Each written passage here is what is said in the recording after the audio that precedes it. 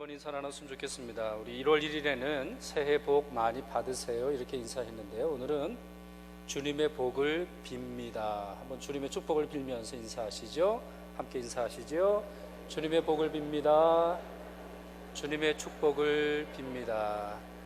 올 한 해 풍성하신 하나님의 복이 충만하기를 기원합니다. 여러분, 주님께서 우리에게 복을 주실 때 그 복을 받는 것 중요하죠. 받는 것보다 더 중요한 게 있습니다. 받았으면 누리십시오. 주님이 물질을 주셨으면 물질에 대해서 감사하며 누리실 수 있기를 바라고, 또 주님이 구원의 은총을 주셨으면 구원의 은총을 감사하며 누리시길 바랍니다. 또 주님이 여러분에게 좋은 목소리를 주시고 좋은 재능을 주셨다면 그와 같은 것을 복으로 믿고 또 그 복을 통해서 누림의 생활을 하실 수 있기를 바랍니다. 또한 그 복을 나눠주시면 어떨까요? 그 복을 다른 사람에게 축복하는, 축복이라고 하는 말은요, 복을 빌다 이런 말입니다. 하나님은 우리를 축복하지 않으시고 우리에게 복을 주시는 분이십니다. 그렇다면 우리는 이제 축복하는 그러한 권세, 그런 능력이 주어지게 되는데, 그와 같은 축복권을 여러분들이 마음껏 누리시고 주님 증거하시며 사실 수 있기를 바랍니다. 오늘 말씀은요, 바벨론 포로들에게 주셨던 하나님의 말씀입니다. 이스라엘 백성들이 이 바벨론에서 오랫동안 지내게 됐는데요, 그 가운데 있는 유대인들에게 오늘 말씀을 주셨죠. 그들은 아주 비참하게 끌려갔습니다. 그들은 나라가 망하고 옷을 입지 못하고 벌거 벗겨진 채로, 또 신도 신지 못하고, 그리고 손도 묶인 채로, 그리고 처음 끌려갔던 왕은 두 눈이 뽑힌 채로 끌려갔습니다. 그러니 이 포로라고 하는 것, 또 포로 끌려가고 또 포로로 끌려가면서 바벨론에서 살았을 때에 그들의 삶을 한 단어로 말하면 수치입니다. 수치스러운 거예요. 나라가 망한 백성은 수치스러운 겁니다. 옷을 입을 수도 없고 자기를 가릴 수도 없고 아니면 자기를 치장할 수 있는 권한도 주어지지 않는 수치가 그들에게 주어졌죠. 그들은 그 땅에서 70년 동안 조롱과 가난과 멸시와 비난을 받으면서 살게 되죠. 과거에 그들에게는 찬란한 문화가 있었습니다. 그들의 언어가 있었고, 무엇보다도 그들은 하나님의 백성으로 살아가는 놀라운 복이 주어졌었습니다. 그러나 한순간에 그 모든 권한과 축복은 사라져 버렸고 그들은 극한 어둠에 있는 것처럼 살게 되었던 것이죠. 그런데 어느 날 그들에게 회복을 명하십니다. 어느 날 그들에게 자유를 명하시고 과거에 잃어버렸던 모든 것을 되찾으리라고 하는 하나님의 약속이 주어지는데, 그것이 바로 오늘 읽은 본문이죠. 그 말씀을 짧게 요약하면 이렇게 됩니다. 하나님은 그들이 울면서 유대 땅으로 돌아오게 하실 것입니다. 이것은 무엇을 의미하냐면 국토의 회복을 말합니다. 땅을 회복한다라는 말씀이죠. 두 번째, 하나님은 그들의 목자가 되어 지키실 겁니다. 하나님이 목자가 되어 지키실 것입니다. 그러니 그들은 하나님의 사랑을 회복하게 될 것이라는 말이죠. 하나님은 강한 자들의 손에서 그들을 구원하실 것입니다. 주권의 회복입니다. 12절 말씀에서는 하나님은 그들이 사는 땅을 풍요롭게 하실 것이다 이렇게 말하고 있습니다. 이 12절 말씀에는 종류가 여러 가지가 있는데요, 곡식과 포도주와 기름과 어린 양의 떼와 소의 떼를 얻으리라 이렇게 말하는데, 이 모든 것은 각각의 의미가 담겨 있습니다. 곡식은 먹는 양식을 말하는 것이고요, 포도주는 먹음으로 인해서 누릴 수 있는 즐거움을 말하는 것입니다. 기름은 영화로움을 말합니다. 영화로움. 이스라엘 백성들은 기름을 머리에 바르면서 하나님의 임재를 나타냈던 어떤 그런 경험들이 있었는데, 그와 같은 모든 풍요로움을 하나님께서 회복시켜 주시겠다 약속을 하고 계시죠. 그리고 마지막으로 13절에서 14절인데, 하나님은 그들에게 기쁨과 만족을 회복시켜 주시겠다 약속을 하고 계십니다. 이 말씀에서 저는 가장 큰 감동을 13절에서 받습니다. 13절 말씀 같이 한번 읽도록 하겠습니다. 13절 말씀 같이 읽죠. 그때에 처녀는 춤추며 즐거워하겠고 청년과 노인은 함께 즐거워하리니 내가 그들의 슬픔을 돌려서 즐겁게 하며 그들을 위로하여 그들의 근심으로부터 기쁨을 얻게 할 것임이라. 아멘. 여러분, 이 문장에서 반복되는 단어가 나오죠. 또 반복되는 단어와 유사한 단어들이 나오죠. 무엇이죠? 즐거움이라는 말입니다. 즐거워하겠고 즐거워하리니 즐겁게 하며 기쁨을 얻게 할 것이다. 하나님의 강력한 의지가 표현되고 있죠.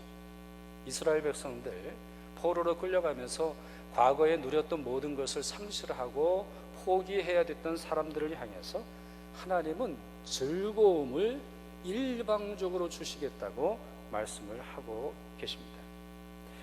여러분, 이 구절은 역사적인 문맥에서 읽을 때 본 의미가 잘 드러나고 우리에게 큰 감동을 줍니다. 본문의 처녀는 춤추며 즐거워하겠다 이렇게 말하죠. 나이 어린 여자아이들 춤추며 노래하며 즐거워하는 거, 이거 당연한 것 아닙니까?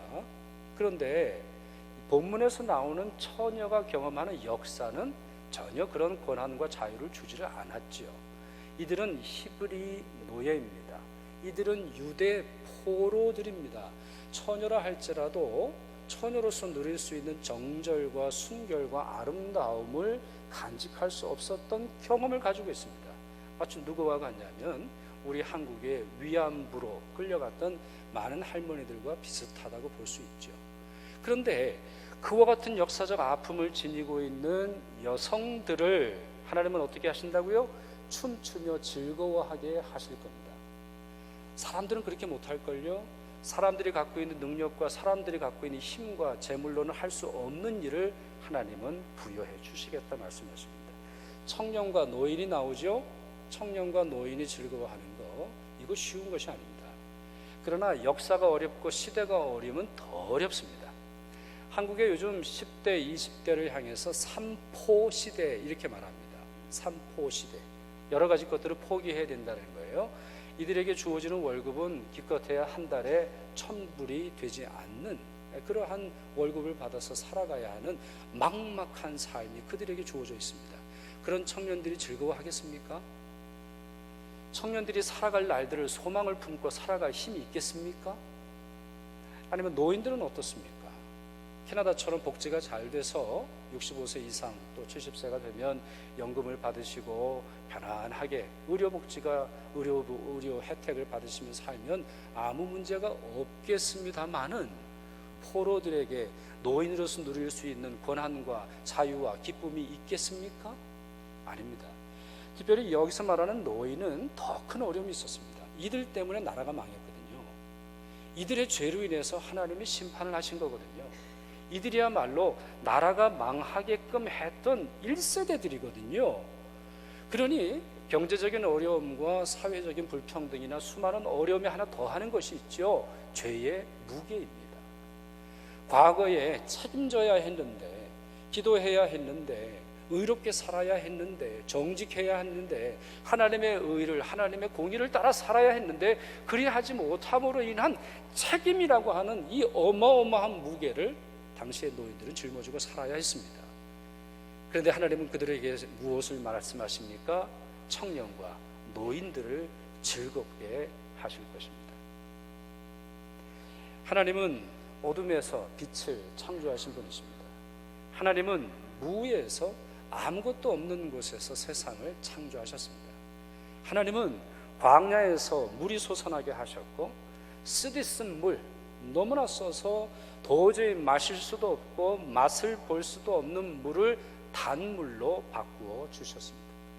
남편과 집과 재산을 잃어버린 나오미와 룻을 존귀한 여인으로 바꾸어 주셨습니다. 예수께서는 물을 포도주로 바꾸어 주셨고 간음하다 잡힌 여인을 존귀한 여인으로, 믿음의 여인으로 바꾸어 주셨습니다. 물고기나 잡던 베드로, 촌에 살던 이 베드로를 사람 낚는 어부로 바꾸시면서 지금까지 우리가 기억하는 인물이 되도록 하셨죠. 또한 죽어가던 강도, 이제 그 앞에 남아져 있는 것은 죽음뿐이요, 죽음 너머에 있는 영원한 심판밖에 없는 한 사람을 구원하셔서 내가 오늘 나와 함께 천국에 있으리라, 천국, 영생을, 영원한 행복을 선포해 주셨습니다. 또한 죽었던 과부의 아들을 다시 살아나도록 하셨죠. 이 모든 것 하나님이 하시는 일이고, 이 모든 것 여러분에게 베푸신 하나님의 약속임을 믿습니다. 그렇다면 하나님은 왜 이런 일들을 하시는 겁니까? 왜 아무것도 바랄 것이 없고 아무것도 얻을 것이 없으며 아무런 가능성조차 스스로 증명해내지 못했던 이 사람들을 향해서 왜 하나님은 이와 같은 놀라운 일을 이루십니까? 아무것도 없는 이 사람들에게 과거의 것을 다시 회복시켜 주시며 과거를 묻지 아니하시고 새로운 은혜를 선포하시는 이유가 무엇입니까? 그 대답은 11절에 있습니다. 11절 말씀이 이렇게 되어 있습니다. 우리 함께 11절 말씀을 읽도록 하겠습니다.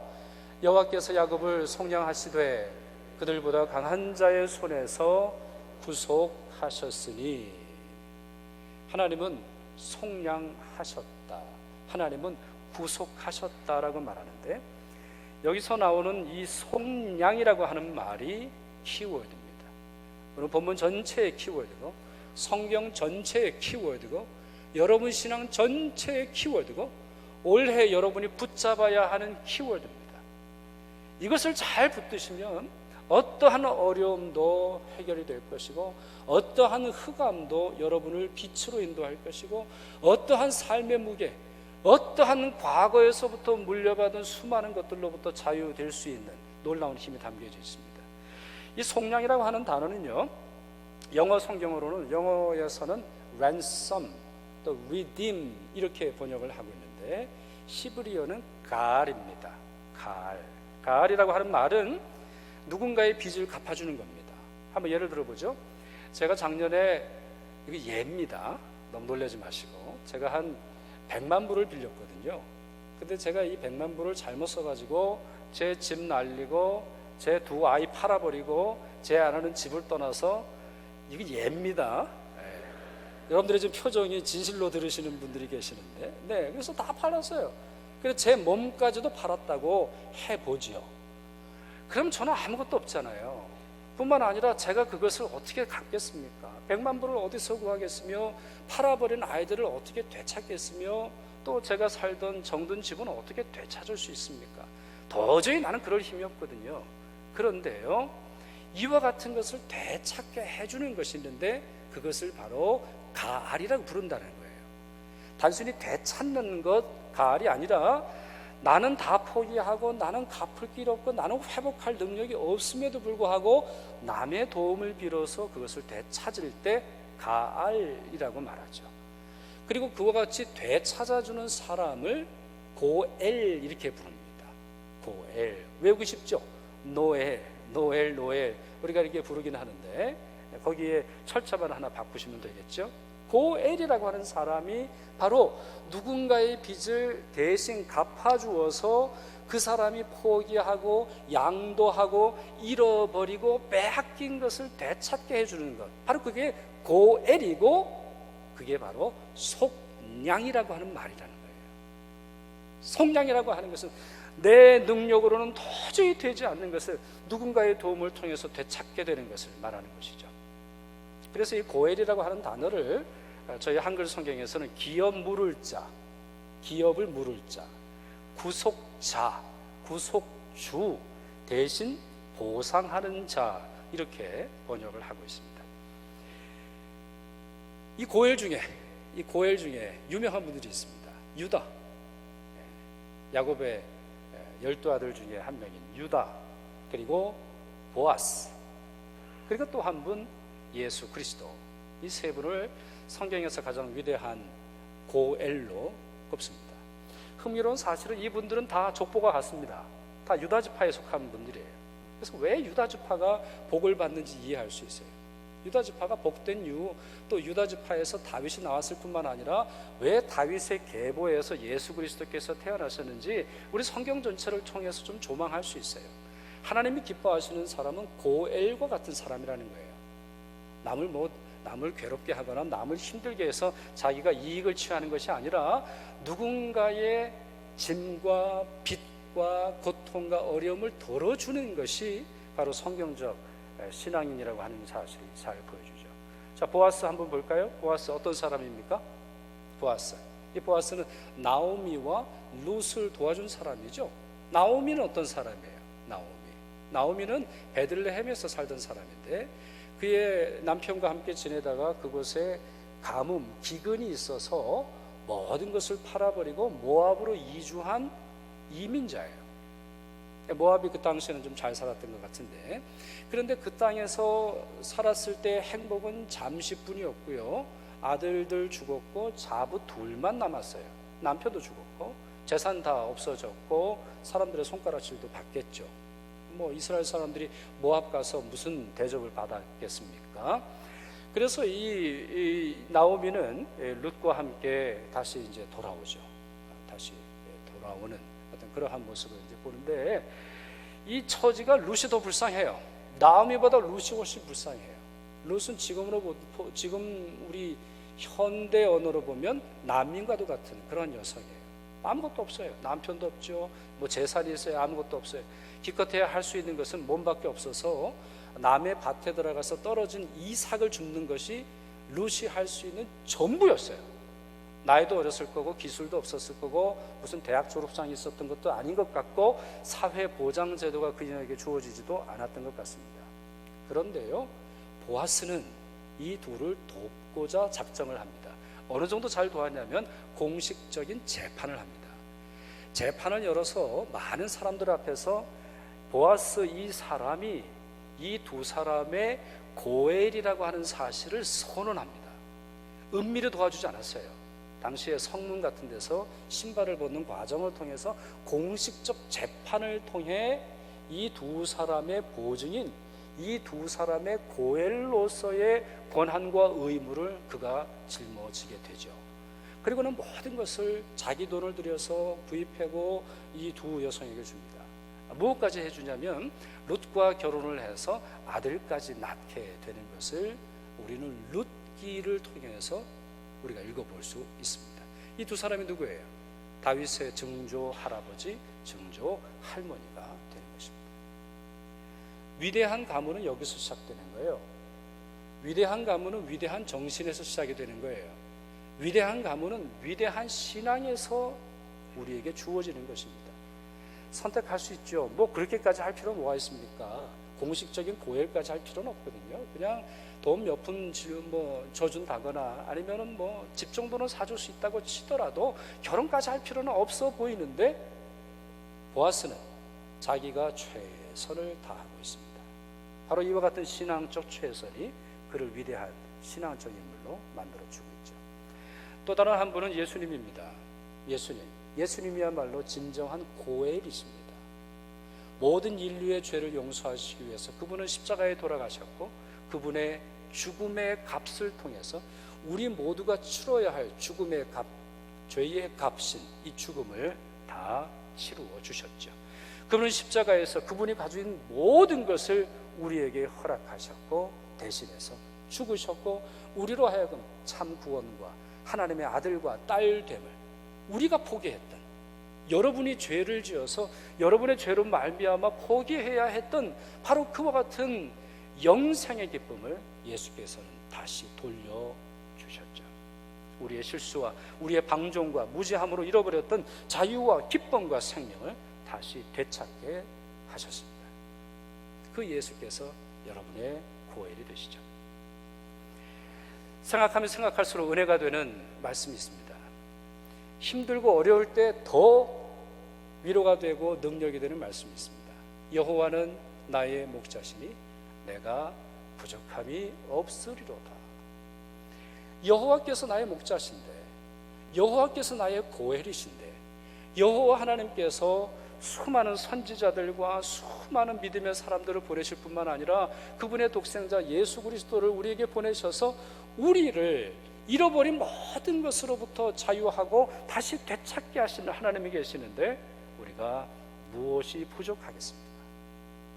사랑하는 여러분, 여호와 하나님은 여러분의 목자가 되십니다. 여러분의 고엘이 되십니다. 이제 올 한 해를 우리가 시작한 지 얼마 되지 않았는데 여러분 과거에 잃어버린 것이 무엇입니까? 여러분이 건강을 잃어버리셨습니까? 그러나 염려하지 마십시오.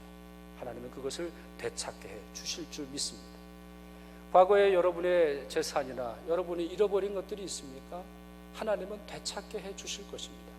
단순히 과거로 회귀하고 과거로 돌아가는 것 이상으로 하나님은 우리를 존귀하게 만들어 주실 것입니다.